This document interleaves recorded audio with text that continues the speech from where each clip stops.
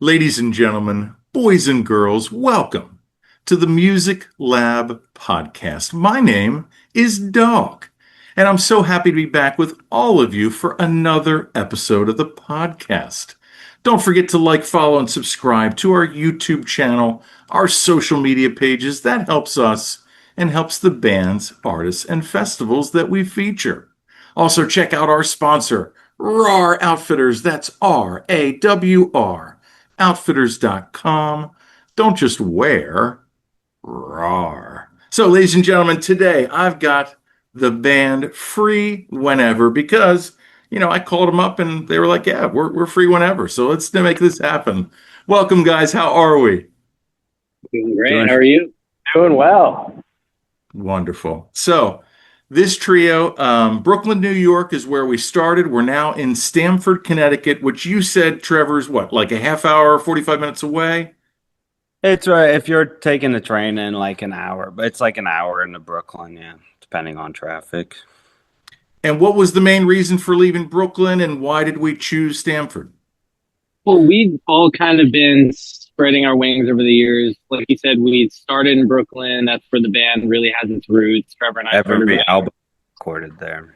Yeah, every album so far has been recorded there. We, started just literally writing music out of my Brooklyn apartment. And crossed paths with Brendan. Brendan also moved to Brooklyn around that time. And then, after a few years, I think everyone started to spread out a little bit, get a little bit more oxygen. So we're not all in Stanford. We're a little bit kind of out and around Stanford. I personally live there. Trevor lives nearby. Brendan in upstate New York, but we're all kind of in the area. How do you think that's going to change kind of, like maybe recording going forward, like being in a new area? I think it's only better. It just exactly the music we make. It is so interesting because we kind of in a city, right? We isolate ourselves to, get in this headspace and create this music. And now it's always a time crunch there. I think as we're getting more of the live stuff, starting to tour more, all these things, it's really been like everything in the city is just like, oh, 2 hours, lots of money. It was just getting harder and harder to get to that feeling, because I think that's just what we all love the most. And I'm sure any musician would say the same thing. Yeah. The biggest thing for me and the heartbreak that I feel is like when a band like quits either because of financial reasons or Hmm. because, like you said, like, the town they live in just can't support like, them as Yeah. like an artist, like Yeah. talk about that, just the financial cost of living in like Brooklyn. 100%. And I think we also are fortunate to have found you mentioned it a second ago before we started the interview, but is more universal kind of sound or something. It's not meant just for like in an urban environment where we learn so much and I'm still super connected there. It's just more about it's become more about parties or just everyone's. So we've been fortunate to have this online community and that bleeds all over. We just played in the woods in Pennsylvania earlier this summer. It's very cool opportunities. Obviously, Floyd Fest going over North Carolina.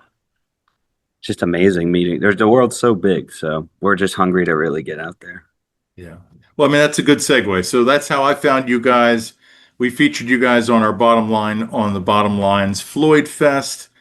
Talk about that experience. I mean, talk about the trip because that's, a little bit of a hike from where you guys were. So was there any hiccups on the way there, on the way back, and then talk about the festival itself? There were hiccups. There were definitely hiccups. Second we got into the car, or figuring out when we were gonna get into the car, we found out that there was a flood watch up and down the East Coast. Going back to all the way from Connecticut all the way down to DC, and that's exactly where we were driving. Trevor, you want to talk about your experience doing that drive? Yeah, it was just torrential hurricane weather, but we had to go to Asheville, Show and must go on. show must go on, and it was definitely, you really learn. I feel like each time. Yeah, just I don't know. We're just love playing. It's so exciting to be on the road, and yeah, I was a little nerve wracked. Obviously, it was a definitely a tough ride, but But by the time, so we stopped in DC, and then by the time we got to oh Asheville yeah, next day, weather much clearer. And then it was a couple days after that that we had our sets at Floyd Fest, and yeah, man, it was just awesome, super cool, super fun time. The folks at that festival really care about music. That entire community really cares about music, and it shows. Like they take great care of the artist, of course. I mean, well, not of course, honestly, it's not like that everywhere. So very refreshing to see that, and just a lot of great acts there. We were really honored to be beside a lot of the amazing talent that was playing there. And I think most of all of us walked out of that festival with just a feeling like we just made such powerful connections there, and that we really came to do what we do, and that mission was accomplished. I think we come to spread a unique style of psychedelic energy that we personally all feel is kind of missing from the equation in large part. And we delivered it, and people received it, and they let us know. So it was great. Brennan, how about your experience at the festival? Yeah, I mean, I just echoing that. I've heard about Floyd Fest forever, and I've been dying to go, and I've only heard good things. In terms of from the audience perspective and also the artist perspective. And yeah, just super exciting to be on a stage there, two stages there, and just meeting everyone.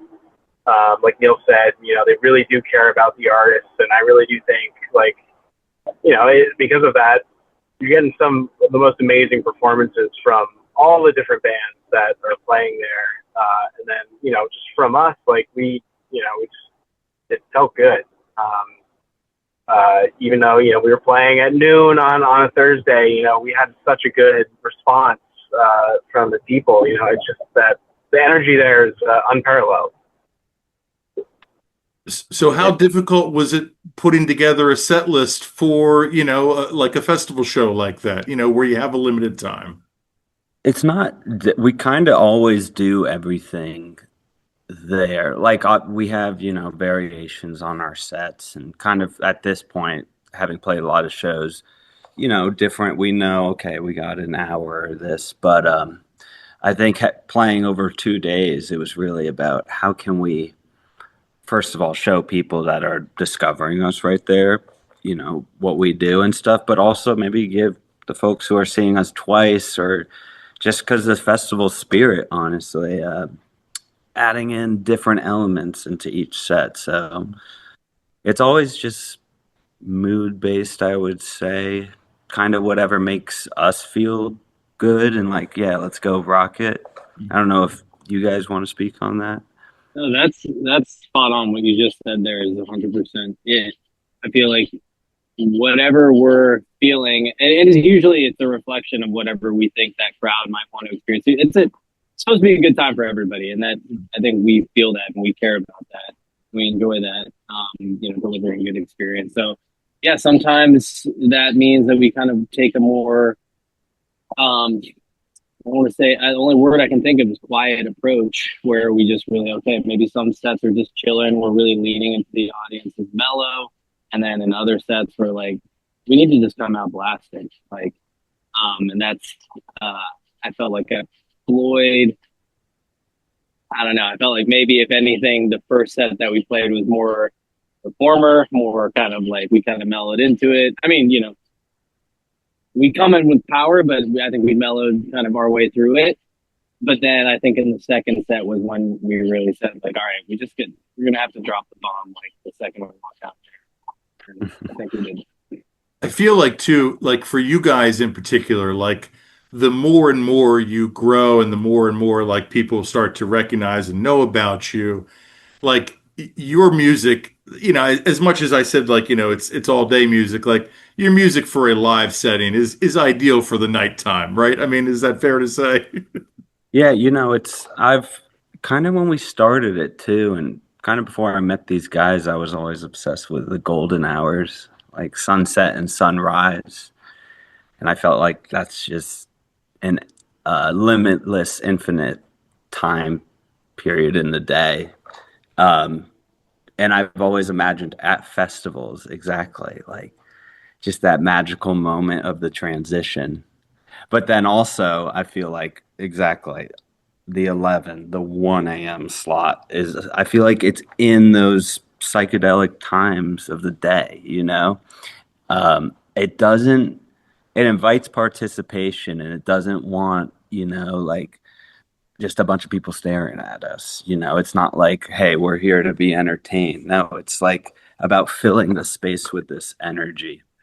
And I just wanted on the set list thing, I was just thinking back and I was like, I have a tendency to do this, but I was definitely months ago like, hey, we got to come up with a set list for Floyd. But just the nature of the music, even though I can say stuff like that, the nature of the music and how we create is always like, oh, yeah, we got to do this. But it's like, it has to be in a quieter approach for it to be authentic and also have that psychedelic and, cinematic vibe mood that we're trying to bring to audiences, especially at a festival.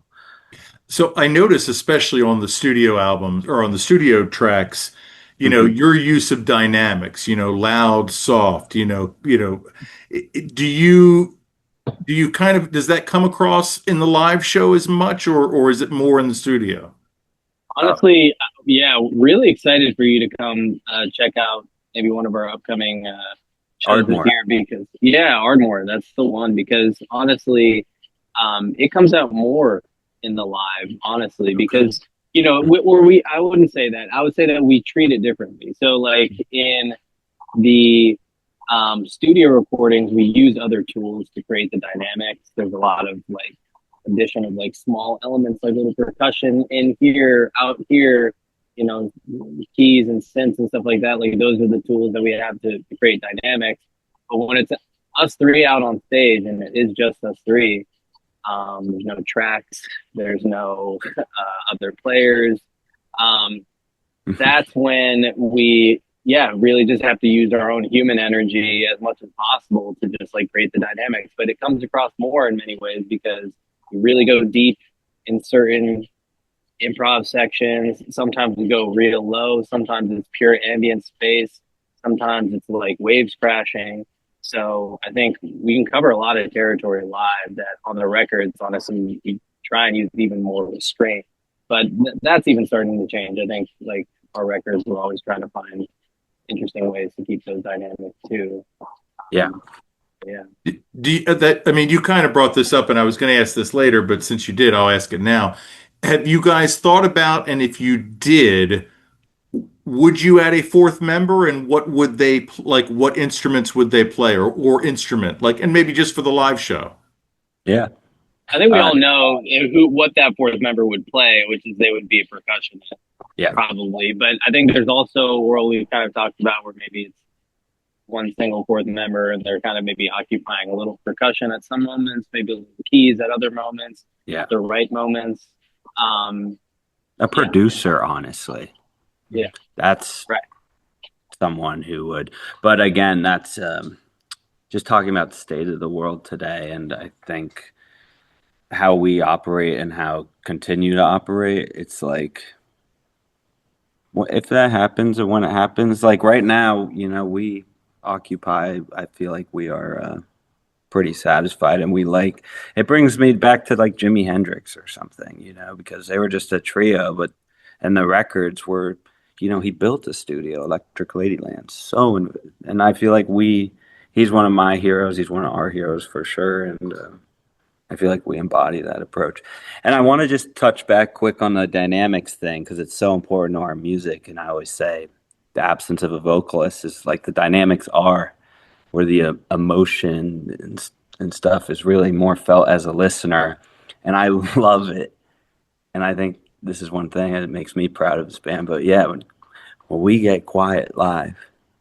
And it's so fascinating to me how it puts the audience in this position of like, people aren't always used to silence, especially at a concert and stuff. And it's such a powerful, underutilized thing. And we love music like that. I mean, even talking about bands like Kikigaku Moyo, if you know them, but they would have acoustic and an electric. And we do that same thing. But also, I'd love, Brendan can touch on this, but it's the drums and having, like we said before, a drummer who knows how to play to different style, like play to different moods and stuff and songs, and be able to not be afraid, which I feel like probably 99% of drummers are. It's like to not be just going like this, right? Because that's where we're like, okay, it's going. But Yeah, Brendan, how does your style of drumming and approach to drumming like kind of make you fit into this band so well? Yeah, I mean, I feel, I've always had sort of a lighter touch on the drums, and partly for just, being realistic when you're, when you're rehearsing live, sometimes you can't make too much noise. But I think it just really works, especially in an instrumental context, because like Trevor said, yeah, those dynamics, that is the emotion, obviously the tones of everything as well. mm-hmm. And plus, like we have a lot, I've got a lot of, percussion surrounding me as well, to kind of emulate that percussion layer of the studio tracks, but as well the live thing, it's different. But it complements our songs. I think that's why it's a special experience to see us live, especially because we're reacting to the moment. Yeah. I mean, kind of like a wedding, which is kind of how you guys met, right? Yeah. Right. So 8 years ago, you guys are at a wedding. Like, how did this all happen? Like, how did you guys meet? I can't wait for this story.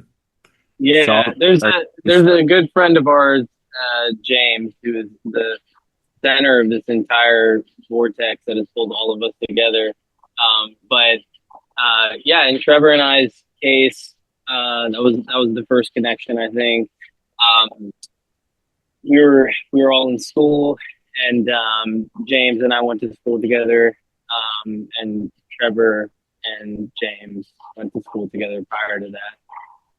And so I knew James. He was like putting together these little summer gigs. He played a lot of weddings, and he still does. And he put this little wedding gig together where I was playing lead guitar. Trevor was playing bass, actually, and that was a rare choice for him. So it's kind of serendipitous that ended up being the future of the project. But man, we just met that afternoon at this guy's house. Basically, the drummer that day, before it was Brendan Stewart, it was this guy named Will Jason, and he had this great little spot in Vermont, and we just set up and played there. Met all right there. We went to play the gig, and then had a great night, and then everyone just kind of woke up in the morning, went their separate ways, and then 2 years later, Trevor, how'd you get that thing that I was working on? Yeah, and then I don't even know how much later. Yeah, he sent me a song they made together. It was like a minute and a half sort of thing, and James just kind of threw a vocal on it or something. Yeah. So that same mutual friend sent it to you, and then so he sent it to me. He was like, "What do you think of this?" And I was like, "The production was so good, and it sounded so good." And then I was like, hit up Neil. I was like, something. There was something I heard in it, and I played with a lot of people, but never like, I love playing a lot of bands and stuff, but not really like connecting on someone. Because what we do is not common, honestly. Like a lot of musicians do not kind of do what we do, or like do it as much as we do, maybe, or something. And then I just went to his, and literally it was awesome. We started jamming, we started making music. There was no thought of like a band or anything. And then it was like we were just making stuff. It was sick, and it was like we got to release something. And yeah, and I remember that first we played on his roof. This is when before it was even like maybe after we called it free whenever. But I remember we would use like Ableton, and we did this that song Washed Out or Feel Inside by Washed Out. No, It okay. it's like it's like this chill wave 2010 thing. Okay. But we literally like would do that live, and we're kind of playing with loops, but then also playing Yeah.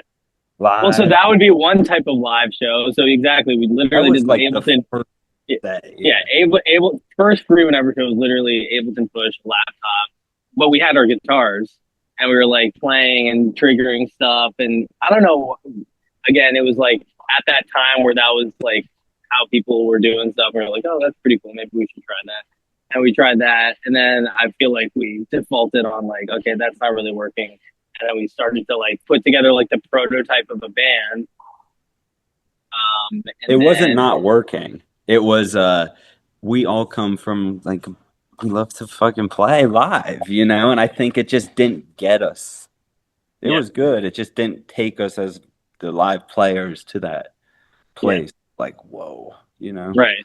But that's like what we were talking about just before we got on the line together here was like, remember, we started out thinking that it was going to be producer do it, right? So like we thought that this was going to be the way that we make music and we didn't really know. But then, yeah, I think the band thing also had some really cool elements. Before, again, this is all pre-Brendan. Like we tried out, like you said, like a number of different drummers, and everyone brought out a different like flavor of us as players, and then therefore the mix becomes different. And like, we play with heavier drummers. All of a sudden, we're like rocking out all the time, and But then I think like we had to figure out how to merge the sounds that we started making, and that became the kind of musical identity for the project, where we're like, it's a very sonic experience kind of thing with like a real live drummer who knows how to appreciate that.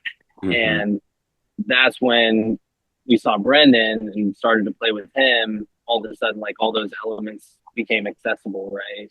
Um, and we did actually have a percussionist that used to play with us, who was a former drummer of ours. And then amazing guy. Now he's a neuroscientist, or neurologist. He's multi-talented, but he was our drummer initially. He would play. He's a good player, but like very just had his isms. And then we like moved him over to percussion, and it became such like an additive thing. Like he was like, oh yeah, this guy can just groove all day on congas, and he'll very tasteful. He knows when to pick up the other instruments. But then that also began to feel like we weren't really dialed into like the fundamentals of the project, and like that fundamental thing that we were talking about, where it's like, I need to go into this deeper mental state. I have to forget that I'm here, and that we're all forgetting that we're even here, and we're just literally in the zone. But I think then we just stripped it down to the trio, and we found like we were really able to do that, and we didn't miss all the extras. Like I think now Brendan has kind of built his kit on some of the percussion sounds that come from the records.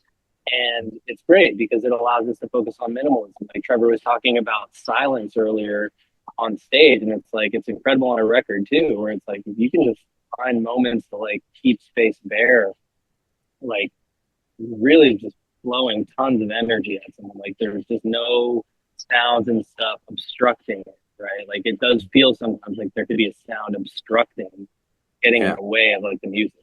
And I feel like we've gotten rid of it. And it's so hard to do.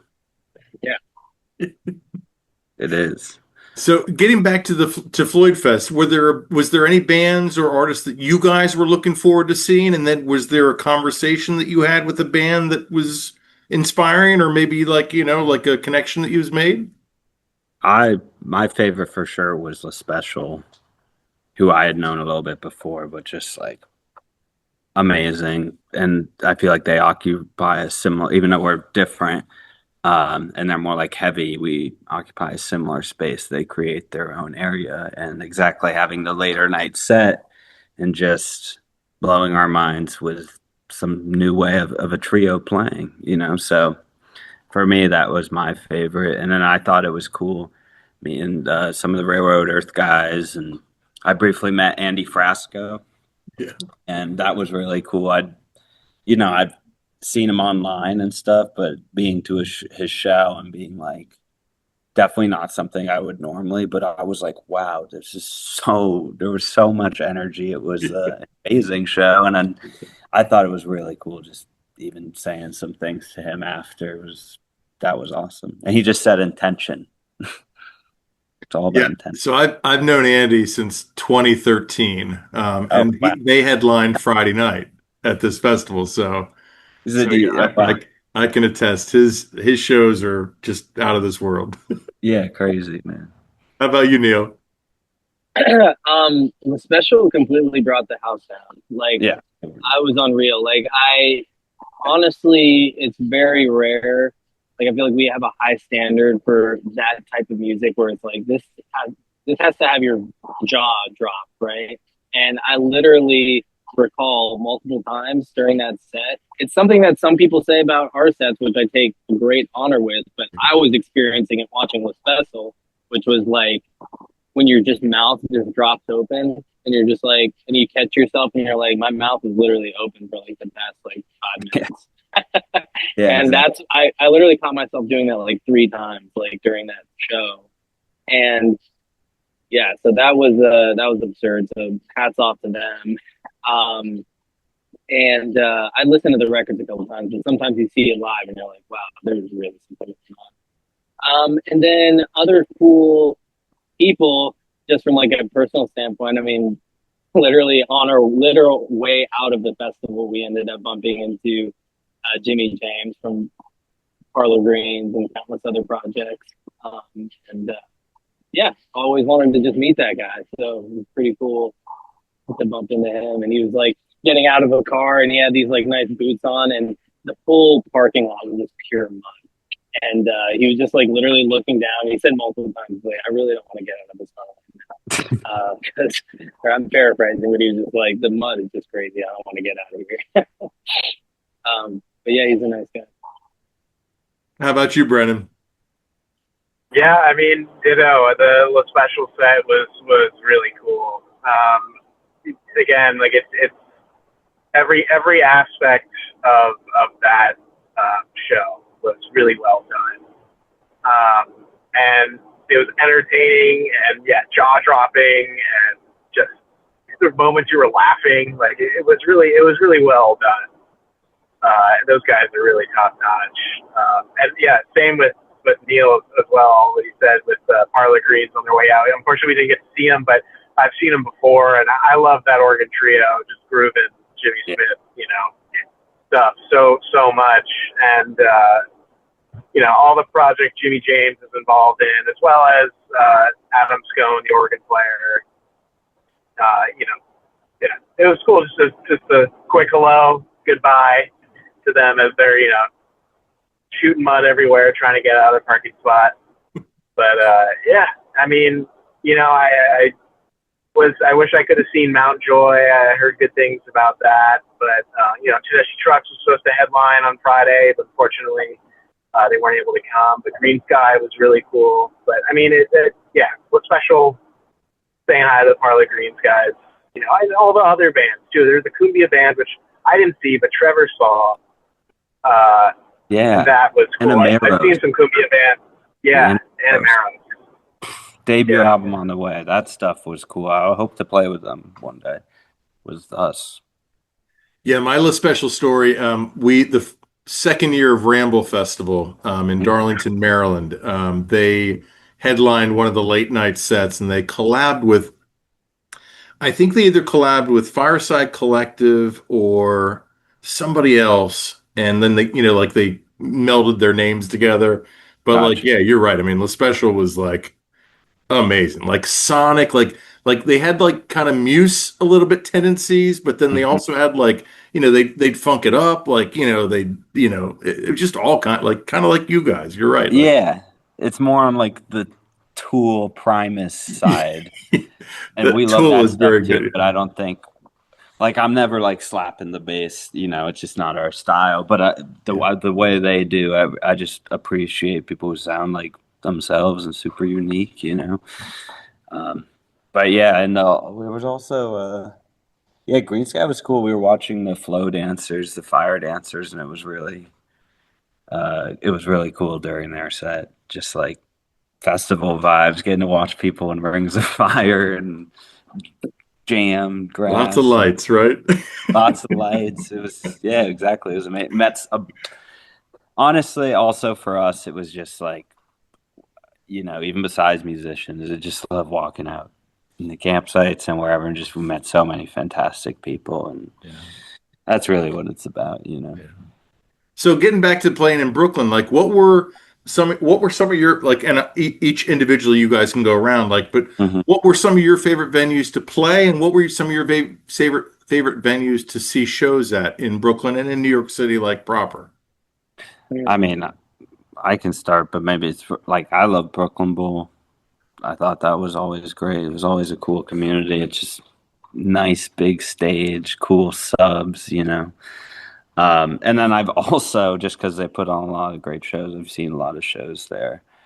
But then special shout out to over the years, really loved the Sultan Room, um, and haven't been as back as much recently, except for the last time we played. But I've just seen so many shows there and been fortunate to play there with Free Whenever so a bunch of times. It's definitely that's the venue I feel like most in our Wheelhouse. aesthetically in our vibe. Yeah. Yeah. Okay. What about you, Brennan? Yeah, I mean, in terms of playing Sultan Room, it's always been cool. I love the Brooklyn Bowl as well, just because we've gotten to know the people there, and it's just a good team of folks that are there. But yeah, Sultan Room, I think in terms of like venue is nice because it's big, but it feels intimate, and kind of the sound just wraps around everyone. The way the venue's set up, it's kind of like a semicircle. Um, so it's a little like unorthodox in that way, but because of that, it just there's people wrapped around the stage, so it feels pretty cool. Yeah. How about you, Neil? Yeah, I mean, I'm sure I could like list out like the next best venue that we've played, but like to be honest with you, I feel like my favorite venue is no venue because we've had so many experiences in New York City playing in non-venues, and we're just trying to create more. Like, I'm trying to do more of that. Like, we're, anywhere from like a dispensary on First Ave or Avenue A, all the way to, you know, playing in like a park, like a remote park by the water. Like, we've really done a lot of that kind of stuff, and I feel like the rarest experiences come from that. And I feel like this music is all about having rare experiences. And I think, yes, sometimes the venues. I mean, both of the venues that Trevor and Brendan said, 100% agree with them. Excellent venues, top class. Um, love the vibes at both of them. But it's really hard for venues to do that and to like try and be in the venue business at the same time. Mm. And I feel like sometimes creating these experiences, like we're trying to do a lot more of because it just allows for all sorts of spontaneous things to happen. And yeah. Yeah. I totally agree with that. It's Yeah. in our history, we used to play at this place, the main event, which was a gallery dispensary during that like weird 2022 era, I guess. But yeah, we literally play outside and just have the most amazing.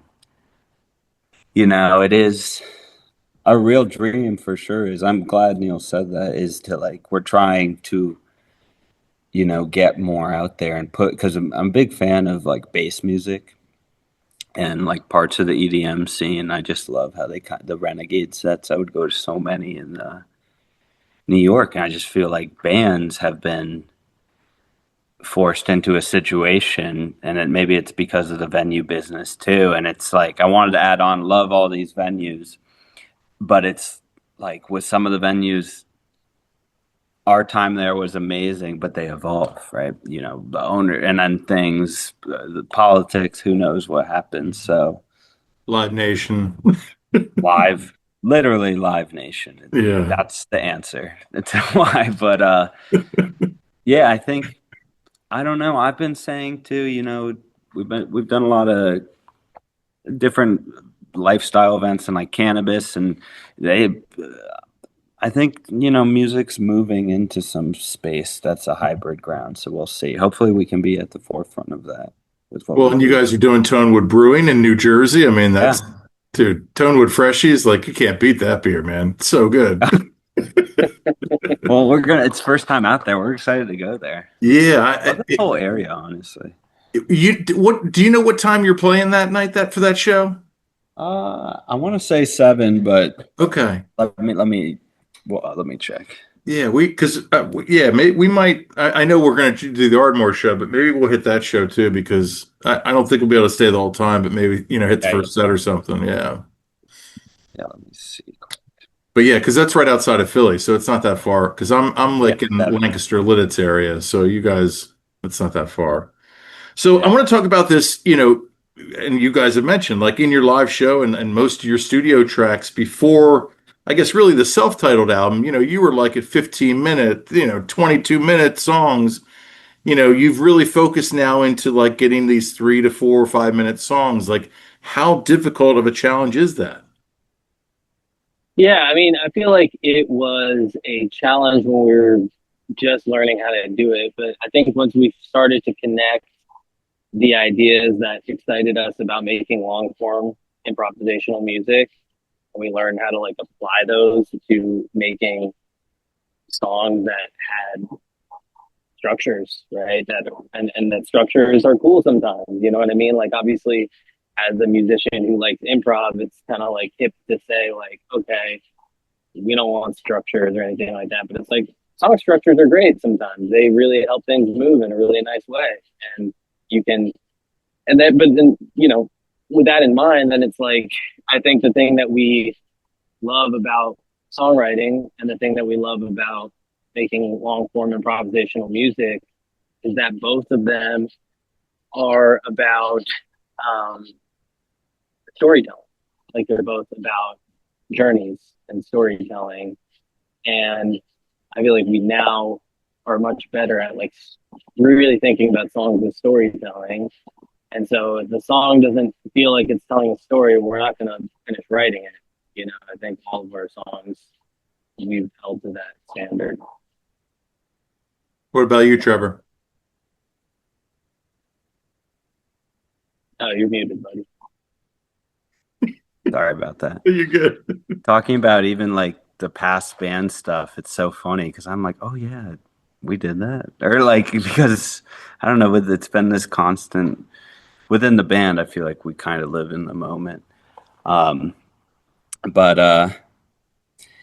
yeah, that's the thing. I remember it was hard to make a song under 15 minutes, but I think just working constantly, like every day, and just playing, and we definitely had a lot of discussions over the years, and we were trying to find a sound, really, and I think yeah, whatever we do, I think we're just happy that it has our sound. It doesn't really matter as much what we do, but I think, we all like, I come from even a folk background.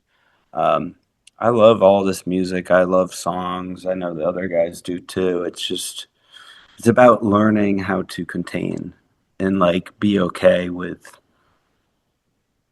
like we mentioned, it just being repetition, it's almost like when you're seeing musicians play, especially with our style of music, like an on night versus an off night is literally like you're seeing a few guys try to check their ego. You know what I mean? And when it's true, it's just like, wow, because it's about the music. But when it's not, it's, could be a shred fest or something.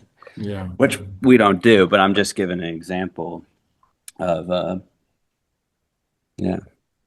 Yeah, I want to ask you individually because I'm fascinated to know this. So, and I'll start with Brennan. So, when you guys go to shows now, like, is it hard for you to just enjoy it, or are you like looking at everything, or are you listening to everything, or are you like analyzing, or can you freely like enjoy enjoy a show?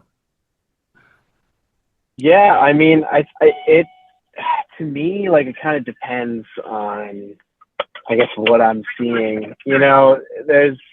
There's certainly aspects that I'll pay attention to. I'm always, just as a musician, you're like kind of watching, you can kind of pick up on things. You're like, oh, kind of flood that or whatever. But that all goes into me understanding that it's a live situation. Everything nowadays I feel like is so kind of cookie cutter perfect in some ways. And seeing a live show, I think, really is so refreshing because you could be like an idol or a great or some savant, but they still love a thing here and there. That's why I love seeing live shows. But yeah, there is an aspect where like sometimes you'll be watching something and you'll be like, okay, you know, this they could work on this a little bit, but yeah, I mean, it doesn't take away too much from me. I will say, like, in my day to day, I'm probably not listening to as much music. Uh, podcasts and whatnot, but every once in a while, I get hit with some inspiration, just start rolling through albums. I mean, I think it's just also the way that streaming has kind of conditioned us to listen to music. And for that reason, that's why I think live shows it's almost like just putting an album on. Yeah. What about you, Neil? So, you there? Yeah. Can you repeat the question? the, Shit, I forget too. Yeah, go ahead, Trevor. I don't remind Oh, how you listen to music? That's right, at live. Oh yeah. Oh, that's right. Okay, Yeah. I remember now. Apologies. Yeah. So, I guess in my case, like, I enjoy the analytical process. Like, I enjoy actually more now being an artist, getting to like look at another artist make art and perform, and really appreciate all of the detail and all the work that goes into it. Like that for me, it's like when you know, like I studied biology in school, and so I really began to appreciate, like, when I look at flowers and stuff like that, and I see all the amazing things going on. I'm like, that to me adds to the appreciation. You know what I mean? And yeah, so now when I see people do amazing stuff on stage, I'm like, man, that's amazing. Obviously, then to Brendan's point, maybe there's a couple people where I'm like, this needs some work. But I think most overwhelming majority of shows that I put myself in front of are great artists. Yeah, I totally Yeah, agree. always taking inspiration. Sorry for butting in, but yeah, taking inspiration and seeing amazing things and cool things that can always we can add and level up. Yeah. Yeah, I feel the same way. Like Brendan said, it kind of depends on the show. And but I go to some when I was in the city too. I mean, I go to shows like every night if I could, especially knowing a lot of people in the community. I just go see stuff. And I find maybe when I'm not with like other musicians or like the guy like Brendan and Neil, like I think just naturally being around them, I'll just be like without really make some comment about, oh, look at it. But you're like enjoying the music, but you're like, oh, wow, look at this, and then I'll relate it to our music, and then we'll end up discussing, something about our band. But when I'm like just off and about or meeting people, it's definitely, if it's good, it's good. I mean, we were fortunate to play with Club Delft too. I don't know if you know them, but I remember I loved just watching their show. It's just incredible. But I've thought about this also just in general, like how we listen to music. Because I'll go to like bass shows, and it's like DJs and stuff, and it's interesting. I've had people be like, "Oh yeah," I just like how it goes like womp womp womp. You know what I mean? And I like that too, but I think I also, maybe without realizing it, getting inspired, like Brendan was talking about. I like putting myself in these different, and also just looking at the crowd. And I love meeting people at the shows, to be honest. Yeah, I think if I ever went to Coachella, which that's on my bucket list, of course, but I think I would spend most time in the Mojave tent. Like I would be in the Oh, ED, like that would be like like I'm with you. Like I really that's the enjoy. Mecca, right? That's Yeah, like literally, yeah, yeah. yeah. And it's just Unless, a unique Radiohead experience. performed or something, that I'd pull. Yeah, exactly. So you guys have quite, I mean, you guys have toured quite a bit for the year. I mean, you have some dates left for the rest of the year. Like, is this year for touring wise the most that you guys have toured? Uh, It's going to be by the end of it. yeah. Yeah, the second half of the year we're actually doing a lot. Like we kind of mentioned earlier, I think. Yeah, we're working with a new guy now, and he's really trying to just keep us very busy, and help us get into markets, territories where people might not have heard us before. So we're doing a lot more of that, and yeah, man, we're really excited about 2027 too. There's some big plans we're Yeah, I just making. want to add on quick too, like, yeah, most of the stuff we've done throughout our career is independent, and we were doing the booking forever, and we were doing a lot of things, and now for the first time we have someone great who's helping us out, and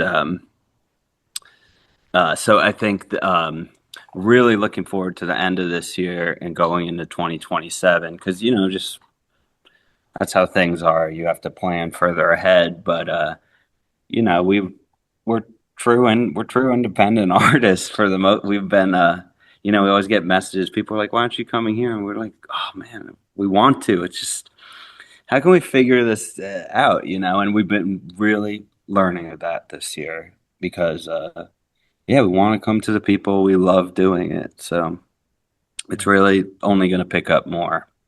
And I think, yeah, this probably has been the most we traveled for Yeah. gigs, I think. Yeah. That DIY approach, though, you guys probably early on had to establish kind of definitive roles for each of you. Like, talk about that process and how that, goes now, even with like having, some help now. Yeah. Yeah, I mean, I will do most of the cooking. Um, Trevor and Brendan do most of the driving. Uh, and yeah, we all kind of like have our different roles that we play in like a touring setup. And then there's like the less fun stuff, like worrying about things like social media and answering emails and reading contracts and like things that like, yeah, there just seems to be way too much of that. And yeah, I think we all kind of divide and conquer in different ways at different levels, and um, it's been working. It's been working, and every year that goes by, a new responsibilities added to the list. I think we always have to just figure out how to handle with who we got, Yeah. and yeah, yeah. It's a group thing. There's only three of us, so Yeah. it's not always, it's discussed sometime maybe, but like, yeah, it kind of just happens. I don't know. We're kind of distinct personalities too, even among just the three of us. So it's kind of like, hey, we know you like to do this, or just like, you're the one who's going to do it just because you're like, I don't know, you're just going to do it. How Right? I don't about know. you, It's kind Brandon? of like, Brandon, what do you think about all that? No, I agree. I mean, yeah, I think we all kind of cover the entire spectrum of decisions that can be made and ideas and thoughts, and I think that's what has gotten us where we are. Um, like Trevor said, we all have distinct kind of personalities, but we work together as a team. And yeah, you know, First of all, if anything is ever going on with a car or a guitar or an amplifier or a speaker or anything that is technical in nature, Brendan Stewart is your guy, or he's our guy actually. So he fucking yeah. Like everyone, I feel like has these unique talents, and then maybe areas where they don't have the skills, and that's what makes a team effective. I really believe. Yeah. Like I'm definitely way more woo woo, you know. I'll hype you up on a phone call or get you, or maybe not. I don't know. I'll do something. But Oh, woo woo, yeah. yeah, I just love the music and I love being in bands. I love these guys. I love playing with them. It's definitely like when you play and it's a bit, and then when you're not, you're like, wow, this is special. It just is, you know. And I think that's why it's been cool to tour and meet people too, because you see how special it is and how it's moving beyond us. And my favorite, David Bowie used to always say that music or the song isn't done until the audience hears it, right? Because then they kind of decide what it is. And I think we're in that part of our career starting to happen more. So it's really exciting. Yeah, it's becoming bigger than yourselves, and that's really cool. Yeah, yeah. We have a responsibility to do it Yeah, and go out and tour and figure this out, figure out how to make it happen, you know? yeah. So we're releasing a new single today. It's called DNA Origami.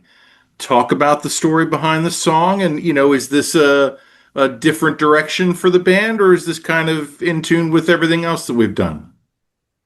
I mean, I'll speak to the second half of that, which is like I feel like we love anything dub reggae adjacent, inspired, or just dub reggae or reggae of most different kinds. Like Trevor said, he's kind of followed the reggae train into bass music, Mhm. and you know, it's so I mean, all that to say, yeah, this one is really just us getting another shot to just like try and make something that has that flavor. We play a lot of it in our jam sessions and we listen to a lot of it. But when you actually look at our discography, there's only a couple moments that really lean super heavy into it. And so like I'm just always glad to throw another one up on the board that's just like deep dub inspired 100% all the way through.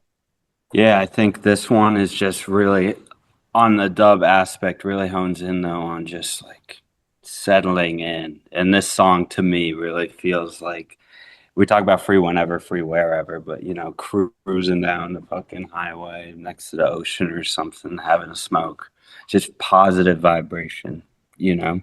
And speaking on that dub element, I think this song and a couple others, it's definitely like our love for it. It's always been a core part of our music, but I think on the production side, this is part of a few songs that are starting to exemplify that more.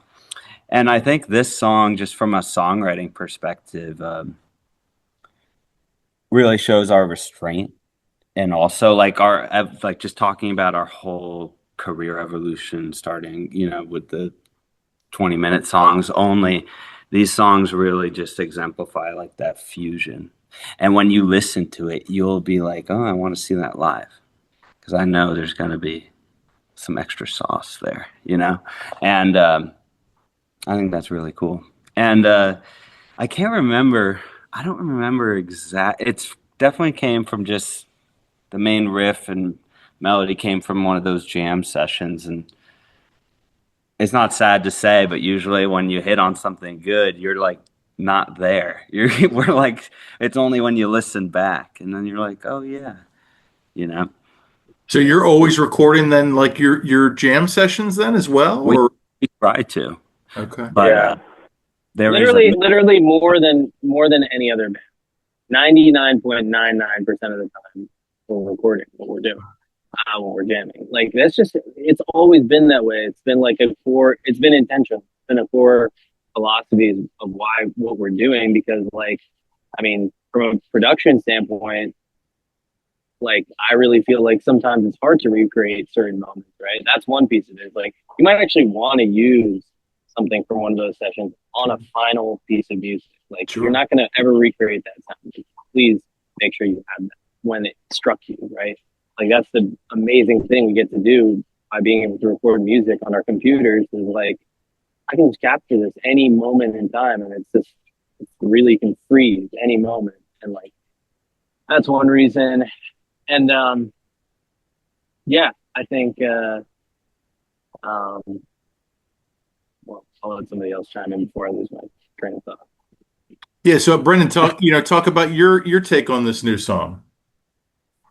I mean, I feel it's quintessentially free whenever, this song. I mean, it's a lot of our, yeah, restraint and just kind of the groove. It, yeah, it's just, it's exactly free wherever. This is a good song to put on whatever you're doing, wherever you're going. But yeah, it just feels like this is our sound. This song and this album. I mean, the last album as well, obviously. But Yeah, I yeah, have to agree with I'm this. just excited for it to come out. We've been sitting on this for a second, and I'm excited for people to hear it. Well, today's the day. Today's the Yeah. day. It's Friday, right? Yeah. But So, yeah, yeah, and I guess too, like, is this going to be then on the new album, or is this just a single? it will be on the new album. Okay. Yeah, it's And gonna I know be. you said about, not too much information about it, but can you tell us how many songs are going to be on the new album? Yeah, I think 10. Okay. 10. Okay. 10. Yeah, But are we keeping it under an hour, or what are we looking at? it's a Yeah, little under an hour. Okay. yeah, it's going to be a like standard LP 45, length. 50. Yeah, Yeah, 45 minutes or so. Okay. So and probably not vinyl eligible. No, it will be, or it will. actually, less than 45, like whatever it is, 40 minutes or something. Oh, okay. Perfect. I'm Great. excited about it. Yeah, we are big vinyl fans, so we definitely keep that in mind. But about the record, I'll touch on it quick because Yeah. it's like, we like to release all, Brendan touched on it when he was just talking about music a little bit, like the streaming era. So kind of, we're putting out a lot of singles right now, and it's a lot of the first half of the album, which are these different song snippets of different flavors. It's a pretty eclectic, um, stylistically. Like the sound is always free whenever. That's the one thing that binds it all. But the second half of the record, I'll just say this briefly, but it really, yeah, we're definitely stretching out. As producers and songwriters in our fusion and maybe how we even view what a recorded piece of music is, after all these years of trying all these different variations. Super excited for you to hear it. The specific choice to only be instrumentals, and then you do have some vocals where you have a vocalist. Is it just because none of you feel comfortable singing, or you're not, like, what is the reasoning behind just being instrumental? I don't think it would be totally fair just to say that. I mean, that's certainly true in my case, but like I would say that like the main reason for us being instrumental, I don't know. It's like it's like when we're writing a song, right? It's like usually we're like kind of going on a part, repeating it, ironing out, trying to see what works and what doesn't work, and just always reacting in real time. And it feels like every time we've kind of like gone at making music with some intention of, or the mindset of what it is to like make music with a vocalist versus really what we're doing at Free Whenever is just a very different thing. Like we're creating a different experience, right? And it took time for us to learn that. Like what is actually our purpose, right? Like our purpose might not be to like create a song that's going to go, on the radio, every radio station, prime time hit or whatever, But like, I do think, like that, there's certain things that are not our goals, and then there's certain things that are. They're like, hey, we want to create someone an immersive 40-minute experience or 2 hour long experience or 4 hour long experience, where they go into different headspaces entirely. Yeah. And I think that's always been at the forefront, even if we didn't always have the words for it. And that's why we've definitely done some collaborations with vocalists and will continue to. And Trevor also does a mean kind of like accenting record, friendly kind of vocal thing, and we experiment with it live too. So I think we're always open to all possibilities, um, but I think the purpose of the music we make and why we do it is just sometimes it's a little bit different. Yeah, and I think also our music is like when we play and just all our backgrounds, it's like it gets us there and it gets some listeners there. We never want to add something just for the sake of adding it, you know? Yeah. And, you know, it was funny because I feel like so many people back in the day, maybe they just aren't listening to enough music because I know we all were and we're listening to different stuff, but like they would be like, oh, you can't do that, right? And it'd be like, actually, you can. Have you ever listened to like Jeff Beck or, you know, Frank Zappa, Hot Rats? That's like all instrument. But like, it's not about that because even Neil said, like, we have that term instrumental, but I'll add some, it's whatever just takes you there, and sometimes I So guess many of the most amazing forms of music out there are like instrumental. yeah, Like think about movies, film scores. Think about like uh think about like long form like ragas or like Ganawa music or like something like that that's like, you know, instrumental focus, like long grooves, Classical music, yeah. classical music, yeah. jazz music for, probably the overwhelming majority of it. Yeah. But we're not beholden to this instrumental. It's just like, yeah, it's even for me touching on the electronic influence about a little bit. It's just like, yeah, whatever just takes you to that place. I don't really know how to describe it because, even on my own, I do songwrite with an acoustic guitar and like I have folk background and stuff. But one thing I'll say is just when we get together and play, just what we do, there's no question ever of, I don't know, it's just so satisfying.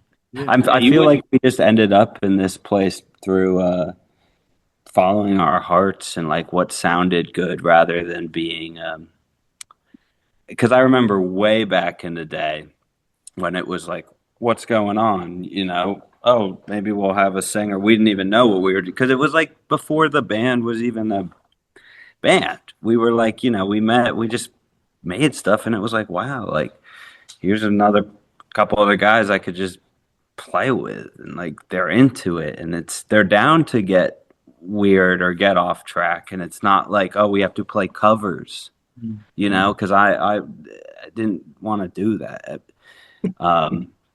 But you know what I mean. But yeah, it's yeah, I don't know. It just became more apparent over time because we didn't really, yeah, we had some vocalists and there were always some personality issues, I want to say. Um, just in terms of a band's a very delicate thing, which you only learn when you're in a band and doing it for a little bit. You're like, wow, even just one outside influence could really throw the whole thing off. So we had a couple of those, and just I don't know. What do you think, Brennan? You're hearing my meditation on it. Yeah, I love it. I want to hear Brennan's take on this.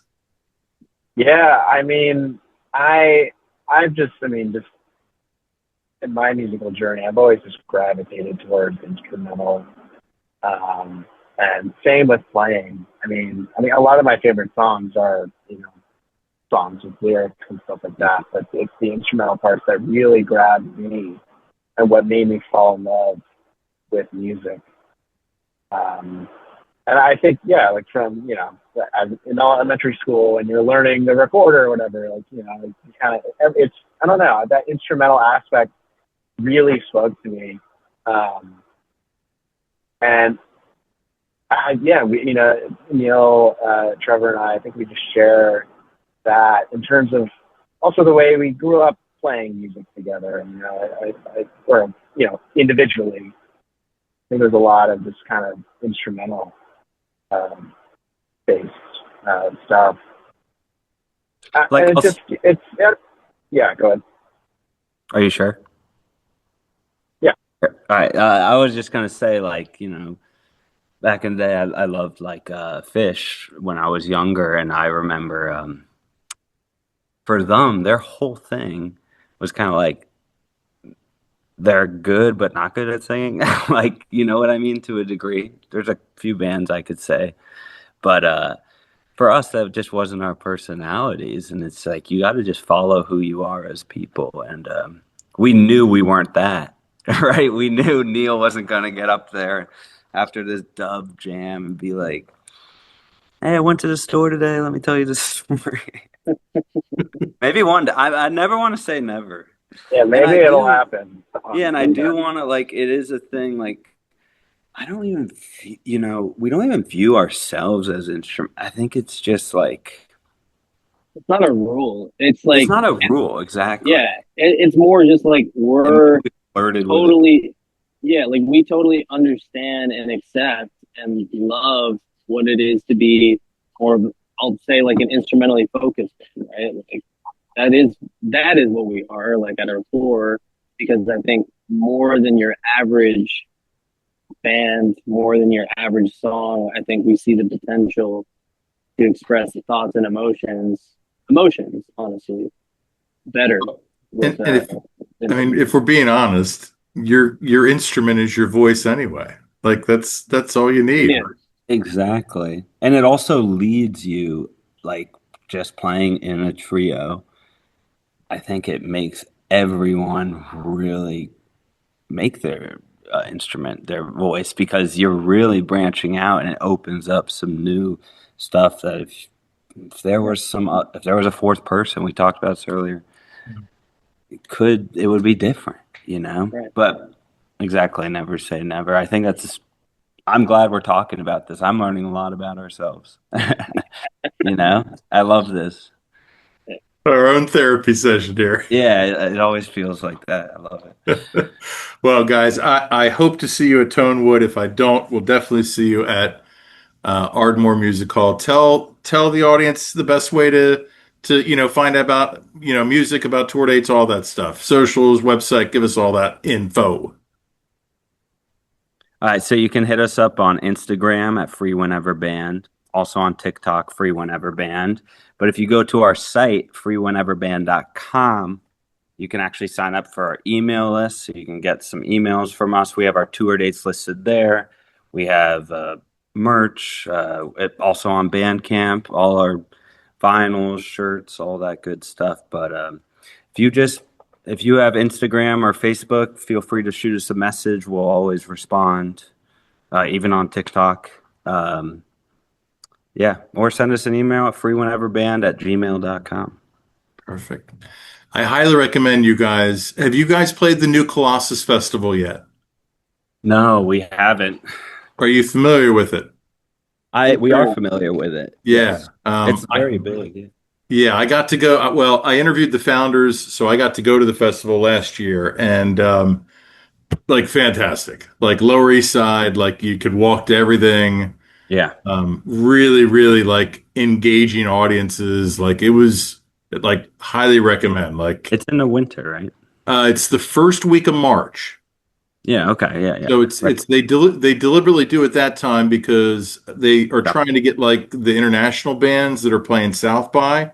Mm-hmm. So it's kind of a stopover for that because a lot of times they're flying in New York anyway. So yeah, it's this is I think this will be the eighth year that they're doing it, but I think they had 90 bands last year, I think. Yeah, I know. I think we were out of town Okay. this March, but I know. I always know it's crazy. I mean, those are the things that make New York so cool. Just being able to Yeah. literally walk from venue to venue, see all these amazing bands.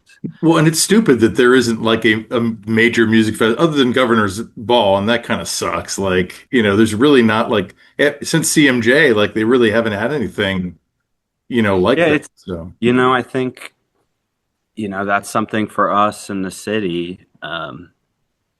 We weren't getting as much maybe we've always just been outsiders. I feel like, to an extent. And the city, when it was fruitful for us, it was fruitful for us. But, This is the band, you know, we know what we're doing. We've been doing it, keeping evolving, and we know we want to tour more, and we want to play more, and we don't need to, back in the day, it was nice to be around like so many bands at once, but now it's funny how it changes a little bit as the years might go on, or you have your own voice. And just expenses too, right? I mean, geez. And just it's also, but that's yeah, exactly. Well, gentlemen, best of luck. Like I said, I can't wait to see you guys live. And yeah, thanks so much for doing the interview. Oh, Thanks thank for you. having us. You reached out Thanks on for having Instagram, us. by Yeah. the way, so hit Yeah. us up. Absolutely. Ladies and gentlemen, don't forget to like, follow, and subscribe to our YouTube channel, our social media pages. That helps us, that helps the bands, like free whenever. Also, check out our sponsor, RAR Outfitters. That's RAWR, outfitters.com. Don't just wear, RAR. And as always, ladies and gentlemen, I've been Dogg. You've been great. This is the Music Lab Podcast.